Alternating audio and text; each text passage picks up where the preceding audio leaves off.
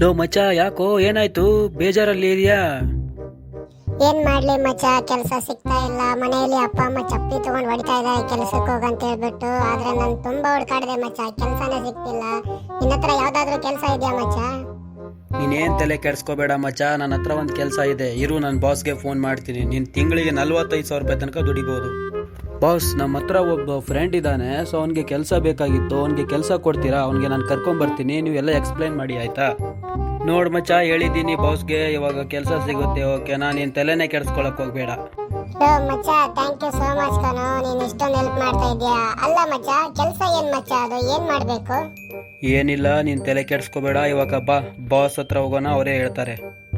ಬೇಗ ನಡಿ ಮಚ್ಚ, ನಾನು ತಡ್ಕೊಳಕ್ ಆಗ್ತಿಲ್ಲ, ಬೇಗ ಹೋಗೋಣ ನಡಿ. ಬಾಸ್, ನಾನು ಹೇಳ್ದೆ ಅಲ್ಲ, ಇದೇ ಹುಡುಗ, ಅವನು ಕೆಲಸ ಬೇಕು ಅಂತಿದ್ನಲ್ಲ.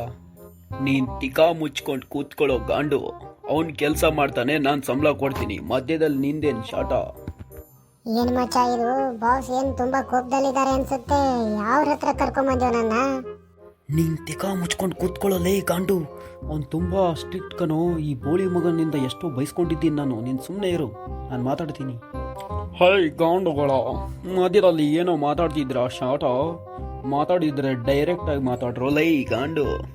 ಮಚ್ಚ, ಈ ಬಾಣ್ಲಿ ನನ್ ಮಗ ತುಂಬಾನೇ ಮಾತಾಡ್ತಾನ ಕಣ, ಇವನ್ ತಲೆಗೊಂದ್ ಬಿಗ್ಬಿಡ್ಲಾ? ಲೋ ಮಚ್ಚ, ನೀನು ಸುಮ್ಮನೆ ಇರೋ. ಅವ್ನ ಮೊದಲೇ ತಲೆ ಕೆಟ್ಟ ನನ್ನ ಮಗ. ಏನು ಮಾಡ್ತಾನೋ ಏನು ಬಿಡ್ತಾನೋ ಅವನಿಗೇನೆ ಗೊತ್ತಿರಲ್ಲ. ಇಲ್ಲ ಮಚ್ಚ, ತುಂಬಾ ಆಗೋಯ್ತು. ಈ ನನ್ ಮಗ ಜಾಸ್ತಿನೇ ಮಾತಾಡ್ತಾನೆ. ಇವಾಗ ಇರು, ಇವನ್ಗೊಂದ್ ದಿಕ್ತೀನಿ. ಹೇ ನನ್ನ ಆಫೀಸ್ಗೇನೆ ಬಂದ್ಬಿಟ್ಟು ನನ್ಗೇನೆ ದಾದಾಗಿರಿ ಮಾಡ್ತೀರಾ? ಲಾಂಗ್ ಇಟ್ಕೊಳಕ್ ಗ್ರಿಫ್ ಇಲ್ಲ, ನೀನೊಬ್ಬ ರೌಡಿನ. ನಿಮ್ಮ ಅಮ್ಮನ್ ಬಸಡಾನ